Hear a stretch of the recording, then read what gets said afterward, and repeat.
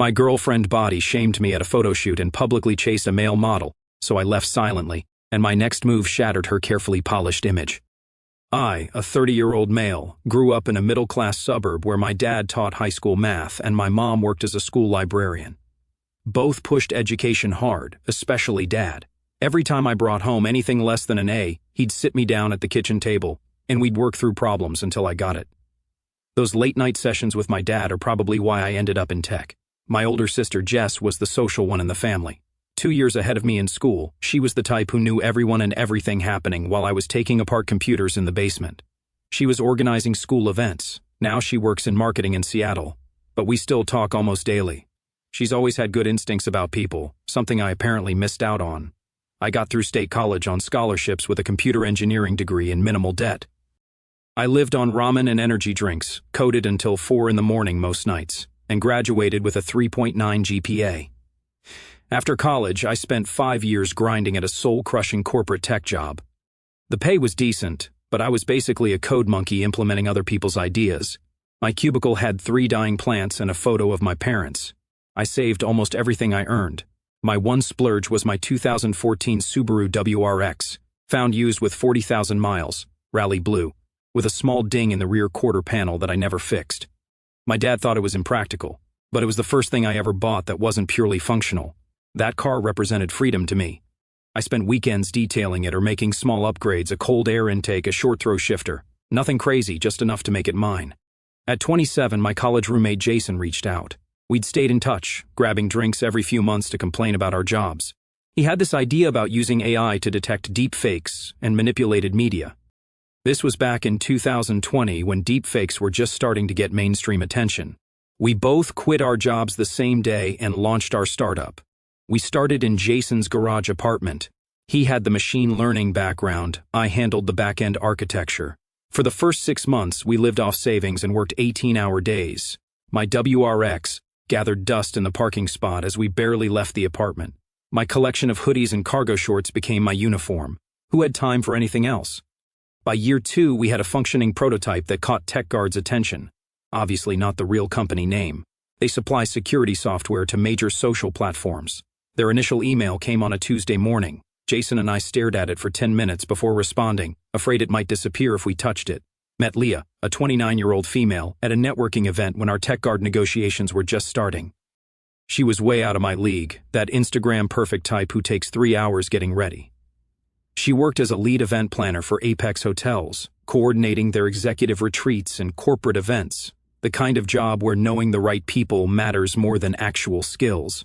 She'd casually drop names of semi-famous people she'd met through work like it was nothing. Oh, when I handled the tech conference last month, Elon's people were so demanding about the room setup, that kind of thing. When she approached me at the bar, I honestly thought she was looking for someone standing behind me. Our first conversation was about the appetizers.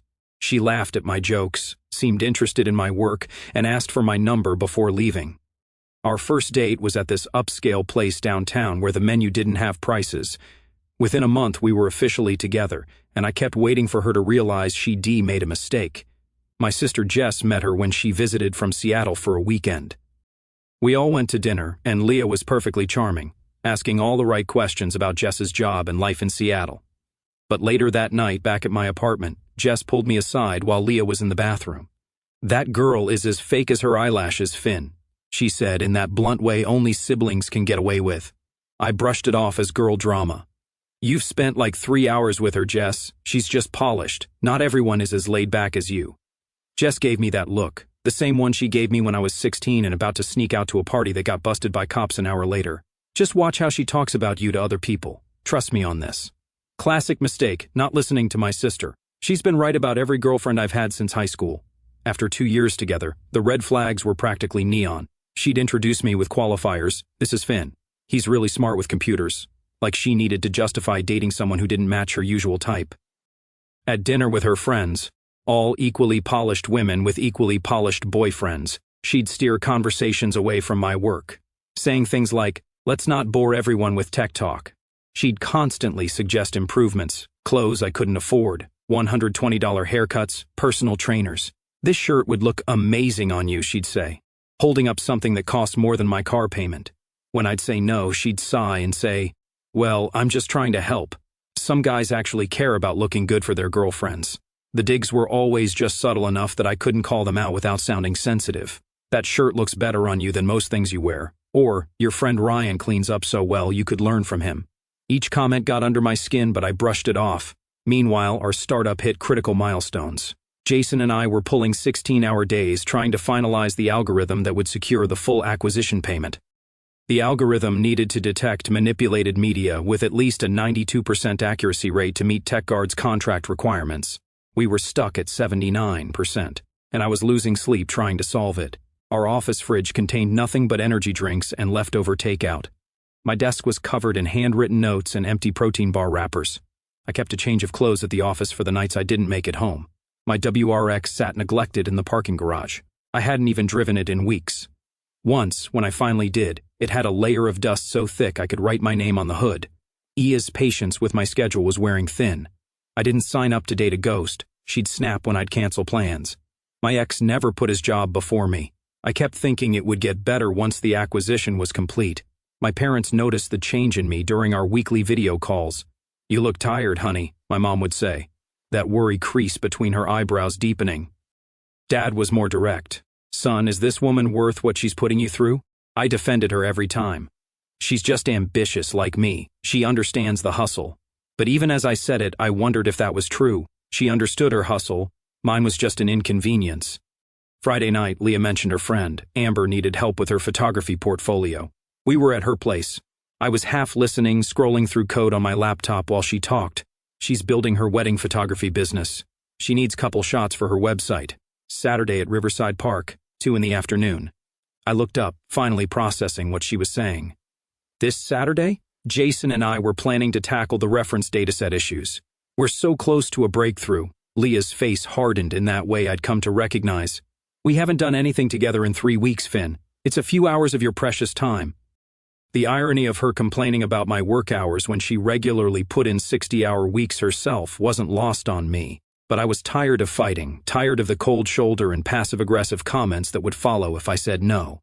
"Fine," I said, closing my laptop. "I'll meet you there at 2. She smiled, instantly warming. "Perfect.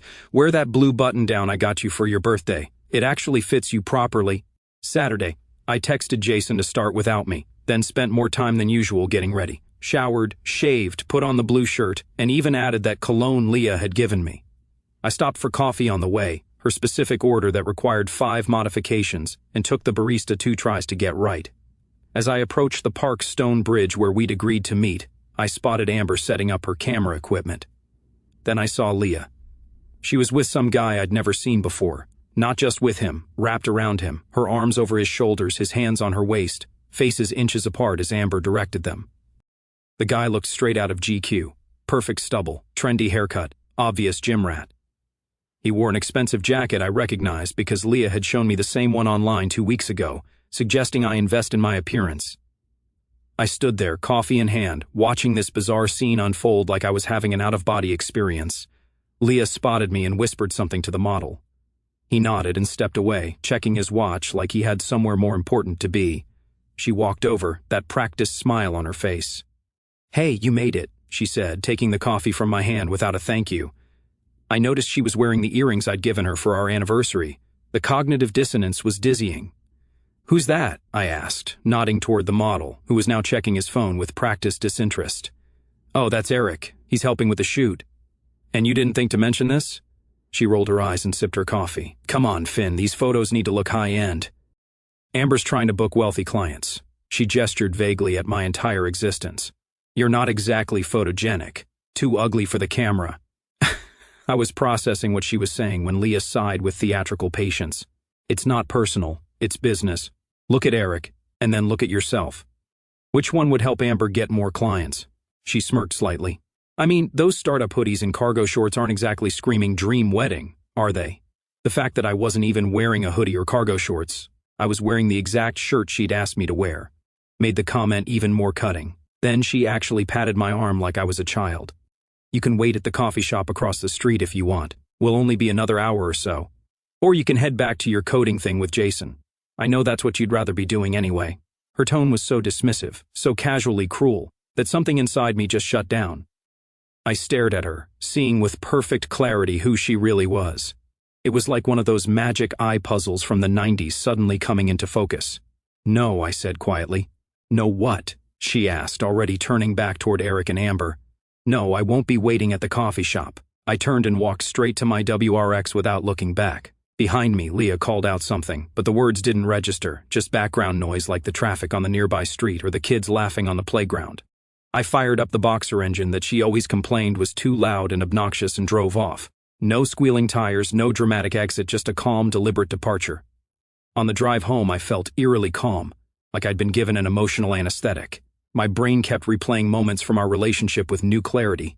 All the times she'd compared me to other men, suggested improvements, or seemed embarrassed to introduce me to her co-workers. A memory surfaced. 3 months into dating, we ran into my old college friend Dave at a restaurant. Dave and I fell into easy conversation about a coding project he was working on.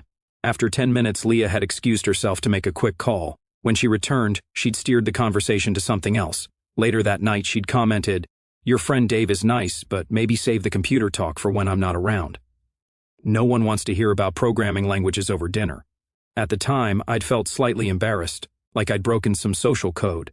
Now I recognized it for what it was. She was embarrassed by my passion for something she deemed uncool. When I got home, I acted with the same methodical focus I used when debugging a particularly complex piece of code. I blocked Leah's number, removed her from all social media, and changed the security code to my apartment building. I called the locksmith to change my locks first thing Monday. I took our framed photo from my nightstand and dropped it in the trash. 2 years erased in 20 minutes. I looked around my apartment. Really looked at it, for the first time in months. The throw pillows Leah had insisted on buying that served no actual purpose. The abstract art print she'd hung that I'd never liked but tolerated because it pulls the room together, Finn. I left it all in place. Those things didn't matter. What mattered was reclaiming my time and space. Then I opened my laptop and focused entirely on work without the background anxiety of disappointing Leah. No checking my phone every half hour, no calculating when I needed to leave to meet her for dinner. No mental energy wasted on preparing explanations for why I needed more time on the project. Around 2 in the morning, staring at lines of code with burning eyes, I had a breakthrough.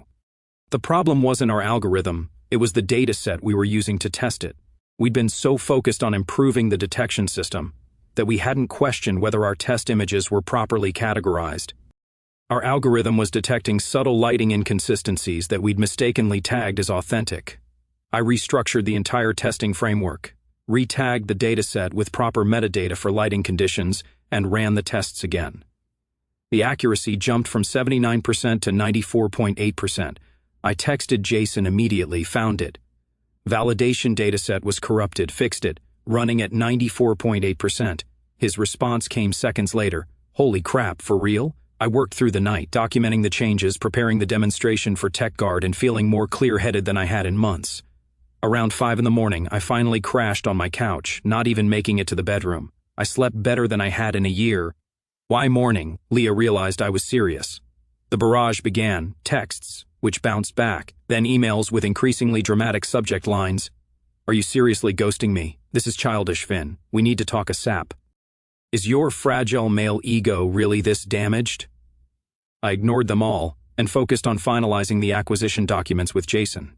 We sent the updated algorithm to TechGuard's technical team, who responded with immediate enthusiasm. The CTO himself emailed us, "This exceeds specifications by a significant margin. Legal will expedite the final payment." Days later, our bank accounts each increased by $1.6 million. My phone blew up with messages from friends who'd seen the press release. None mentioned Leah. I hadn't told anyone what happened yet. Called my parents to share the news. Dad's voice cracked when I told him the amount. "I always knew you were brilliant, son. Your mom and I are so damn proud." Mom got on the line and immediately started talking about how I should diversify investments and not forget about the tax implications.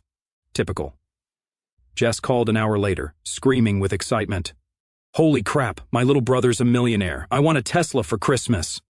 I laughed for what felt like the first time in ages. "What about a nice Subaru instead? I hear they're very practical." "Seriously though," she said, her voice softening, "I am so proud of you. You and Jason deserve this. You worked your butts off." I almost told her about Leah then but held back. It could wait for another day. On day 3, Leah showed up at my apartment building. Marcus, the security guard I'd befriended with weekly coffee deliveries for the building staff, called up to warn me, "There's a woman here insisting she needs to see you immediately. Says her name is Leah. Claims it's an emergency." "Don't let her up," I replied. "She's not welcome." "You got it," he said, then added, "She's making quite a scene. Should I call the police?" "Give her one warning. If she doesn't leave, then yes." I watched from my window as Leah's white Audi sat in the visitors' parking lot for almost an hour before finally driving away. Marcus called up later to fill me in. Apparently, she tried to convince him that she'd left vital medication in my apartment. Marcus, who had seen her come and go for 2 years without any mention of medical issues, didn't buy it. The building manager later told me she'd tried crying her way past security, then switched to threats about calling her attorney cousin. When that didn't work, they eventually had to threaten police involvement before she left. On day 4, Leah's best friend Megan accidentally ran into me at my regular coffee shop. I saw her enter, scan the room, then put on a surprised face when she spotted me. Megan and I had always gotten along fine, but I knew her loyalty was to Leah. Finn, what a coincidence, she slid into the chair across from me, uninvited. "We've all been so worried. Leah is absolutely devastated. There must have been some huge misunderstanding." I closed my laptop and looked directly at Megan. There was no misunderstanding. She was perfectly clear about how she sees me. "Have a good day, Megan." I gathered my things and left, ignoring her calls to wait. As I walked to my car, my phone buzzed with a text from Jason. "Tech guard wants to meet tomorrow to discuss next steps. You in?"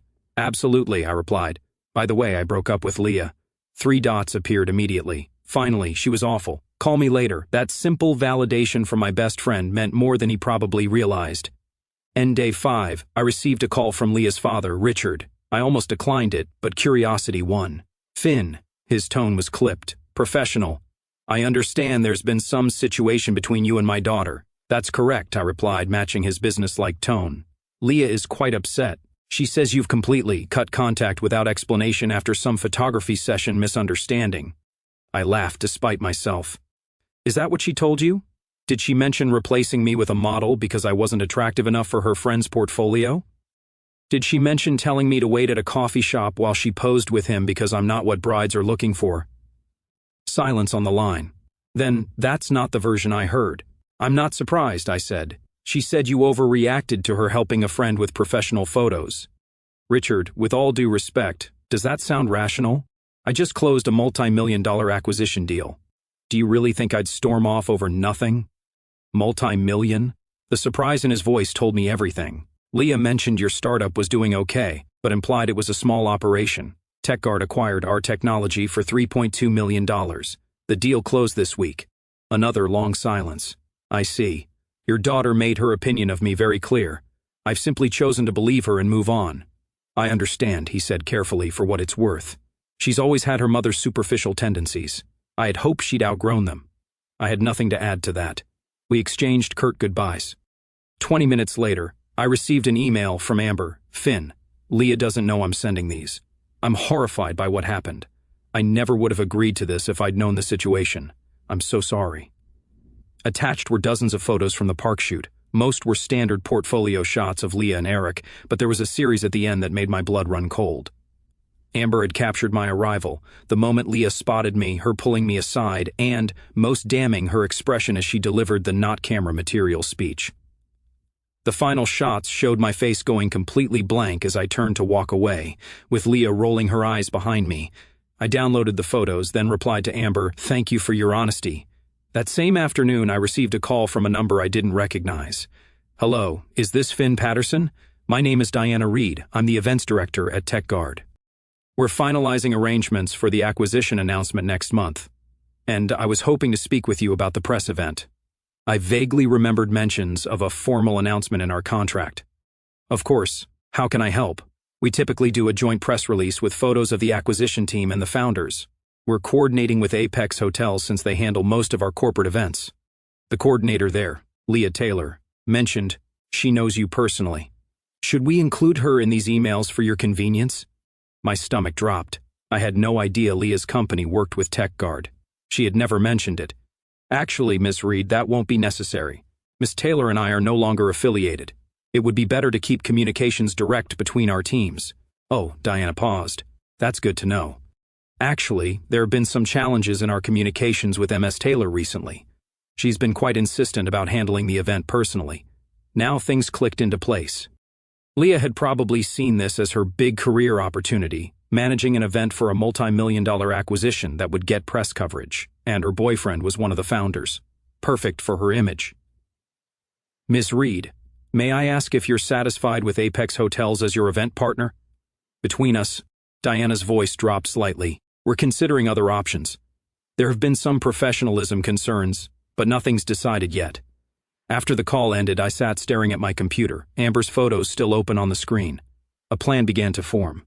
The next morning, I met with Jason to prepare our technical presentation for TechGuard's executive team. We needed to demonstrate the algorithm's effectiveness with real-world examples. I have some authentic, unaltered photos we can use, I told him, sending over Amber's files with Leah's face visible. Jason's eyebrows shot up. Dude, is that Leah? What happened? I explained what had happened at the park. Jason had never been Leah's biggest fan, but even he was shocked. That's ice cold, he said, scrolling through the images. Are you sure you want to use these, though? They're perfect test cases for authentic, unaltered images captured in natural lighting with multiple subjects. The algorithm correctly identifies them as 100% genuine. No names will be used, just subject F and subject M. We prepared the demonstration, embedding the park photos alongside other test cases. The presentation would be viewed by TechGuard's entire executive team, including their CEO, CTO, and board members. What I hadn't told Jason was that I'd done some research on TechGuard's corporate events. They spent approximately $3 million annually on executive retreats, conferences, and press events, most handled by Apex Hotels. Leah had recently been promoted to senior corporate event manager, responsible for their biggest accounts. She had mentioned the promotion, but never specified which accounts she managed. TechGuard was likely Apex's largest client, and Leah's biggest career opportunity. The day of our presentation arrived. The TechGuard executives filed into the conference room, 10 people in total, including Dr. Adam Langston, the CTO who'd been our main contact. I recognized Diana Reed from our phone conversations, a sharp-looking woman in her 40s with short gray hair and bright red glasses. Jason and I delivered a flawless demonstration of the algorithm. When we reached the section on authentic image verification, the park photos appeared on screen, Leah's face clearly visible as she explained why I wasn't camera material. No one reacted visibly to the photos. Why would they? They didn't know the context. To them, it was just test data showing our algorithm's effectiveness. The presentation, their CTO, Dr. Langston, approached me privately. Those park photos in the authentic image section, he said. The woman in them looks familiar. My heart pounded, but I kept my expression neutral. Oh, she's the event coordinator we've been working with at Apex. Leah something. Taylor, I supplied. Yes, that's her. Langston's eyebrows shot up. I see. He glanced back at the presentation screen. Well, Mr. Patterson, I appreciate your candor, and the effectiveness of your verification technology is quite illuminating. He didn't say anything else about it, but I caught him speaking quietly with Diana Reed before they left. I wasn't sure what would come of it, if anything, but I'd shown them the truth, unfiltered and unaltered, exactly what our algorithm was designed to do. 3 days later, Diana Reed called me again. Finn, I wanted to let you know we've decided to move our event services to Summit Hospitality Group. Would you and Jason be available to speak with their team next week about the announcement requirements? Of course, I replied. May I ask what prompted the change? Let's just say we had some concerns about consistent professionalism and transparency with our previous vendor, Diana said carefully. We value partners who demonstrate integrity. I ended the call with a strange sense of satisfaction. I hadn't actively tried to sabotage Leah's career. I'd simply allowed her true character to be seen by people who mattered. That evening, I went for a long drive in my WRX, taking the winding roads outside the city that I used to enjoy before life got complicated. Windows down, engine humming, no particular destination in mind. For the first time in years, I felt completely free. A week passed before the consequences fully materialized. I was working late at our new office when my phone lit up with an unknown number. My thumb hovered over decline before curiosity won out. You calculated, vindictive jerk. Leah's voice was trembling with rage. You destroyed everything. Leah, TechGuard canceled their entire contract with Apex.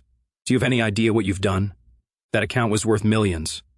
My commission alone was over $120,000. I let her continue her tirade, each accusation more revealing than the last. They showed me the photos from your presentation. You planned this from the beginning, didn't you? Used me for your pathetic revenge fantasy. What kind of man does that? They fired me, she shouted. 4 years at Apex, gone because of you. My reputation in this industry is ruined. That seems like a natural consequence of your actions, I replied. You have to fix this. Her tone shifted abruptly from rage to pleading. Please, Finn, call TechGuard. Tell them it was a misunderstanding. Goodbye, Leah. I blocked the new number. Woe days later, Leah's mother, Elaine, showed up at my office unannounced. My assistant, Karen, looked uncomfortable as she showed the elegant, clearly agitated woman into my office. Finn, she began, declining my offer of water. I know my daughter hurt you. I'm not here to excuse her behavior. I waited, saying nothing. Leah told us what really happened at the park. I'm ashamed of how she treated you. That's not how we raised her. She twisted her wedding ring nervously. But she's desperate, Finn. She can't find work in event planning. No one will touch her after the TechGuard incident. She's having panic attacks. She's talking about moving back home. Mrs. Taylor, please, she interrupted. I'm not asking you to reconcile with her. I'm asking if you could possibly speak with TechGuard, give her a reference, something to help her rebuild bar first. Considered this woman who had always treated me kindly despite her daughter's disdain. Elaine had welcomed me into their home, asked about my family, and seemed genuinely interested in my work. I'll think about it, I said finally. That's all I can promise. After she left, I received another email from Amber. Finn, I don't know if you care, but Leah's been telling everyone you plotted to destroy her career because she gently suggested you weren't right for my portfolio. She's playing victim to anyone who will listen.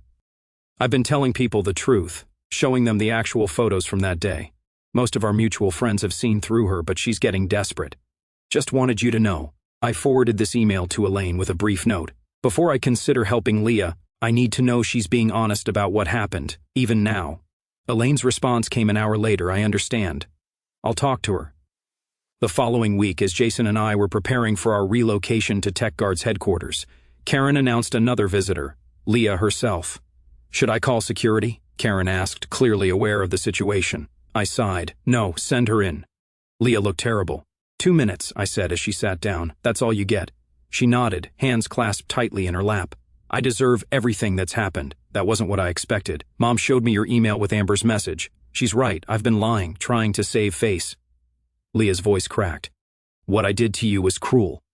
I was shallow and status-obsessed, and I treated you like you weren't good enough when you were always too good for me. She wiped her eyes. I'm not asking you to forgive me or help me. I just wanted to finally tell you the truth. I'm sorry, Finn. I'm so sorry. I opened my desk drawer and removed a business card, sliding it across the desk. Diana Reed at TechGuard. Call her tomorrow. Tell her I suggested you reach out regarding the junior coordinator position at their Austin office. It's a step down from what you had, but it's a start. Leah stared at the card in disbelief. Why would you help me after everything? I'm not doing it for you, I replied. I'm doing it because carrying anger is exhausting, and I have better things to focus on. As she stood to leave, I added, Leah, this is your one chance. If I hear you've mentioned my name or tried to leverage this connection beyond this introduction, the opportunity disappears. Understood? She nodded, clutching the card. Thank you. After she left, Jason appeared in my doorway. Everything okay? Yeah, I said, turning back to my computer. Just tying up loose ends. You're a better man than me, he commented. I'd have let her crash and burn. I shrugged. Sometimes the best revenge isn't destruction, it's moving forward while they're stuck looking back. Later that night, I called Diana to give her a heads up about Leah. I was careful to be professional. I'm not vouching for her work, I explained, just suggesting you consider her for the junior position if she reaches out. People deserve second chances when they acknowledge their mistakes. I appreciate your candor, Diana said, and your compassion. That says a lot about your character, Finn. My dad called that weekend, ostensibly to discuss investment strategies, but really to check on me. I'd finally told my parents about the breakup. Your mom's worried about you, he said, which was dad code for, I'm worried but don't want to say it directly. I'm good, Dad, really.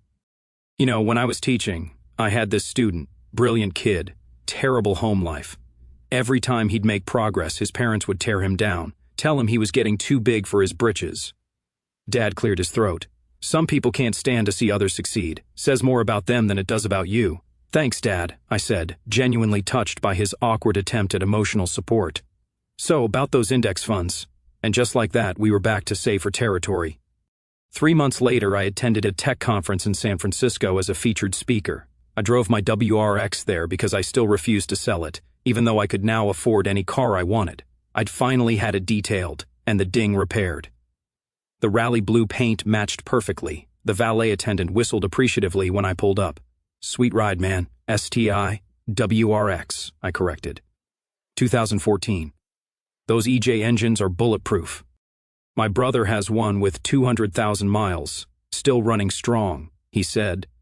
Inside, the conference was buzzing with activity. Our algorithm had gained significant attention since the acquisition, with several companies already licensing it from TechGuard. 2 years ago, I would have felt completely out of place among these tech bigwigs. My presentation on the ethical implications of deepfake detection technology went perfectly. The room was packed with 300 people, including Jason in the front row. The live demonstration drew audible reactions from the crowd, and the applause afterward felt genuine. During Q&A, someone asked a technically impressive question about our algorithm's handling of contextual inconsistencies. As I was answering, my phone buzzed with a text from Karen. Summit Hospitality called. They're hosting the Innovation Awards and wanted to know if you're attending. I smiled, remembering that Leah's former company had lost TechGuard's business to Summit. Diana had mentioned that Leah had taken the junior position in Austin and was doing well so far. 6 months later, I moved into a modest house in a quiet neighborhood. 3 bedrooms, a small yard, and most importantly, a garage for my WRX. Jason came by with his new girlfriend. From someone who was there when you were eating ramen 3 meals a day to make rent, to someone who still eats ramen by choice even though he's a millionaire, he toasted, to knowing what actually matters. I responded, raising my glass. 3 weeks later, I received a brief email from Leah. I'm working hard at the junior position. Thank you for the second chance. I didn't respond. Not every story needs a dramatic ending or perfect closure. Sometimes the best conclusion is just people learning, growing, and moving forward. That night, I drove home in my Subaru with the ding-free quarter panel to a modest house where I finally felt at peace. I'd never been happier to be deemed not camera material.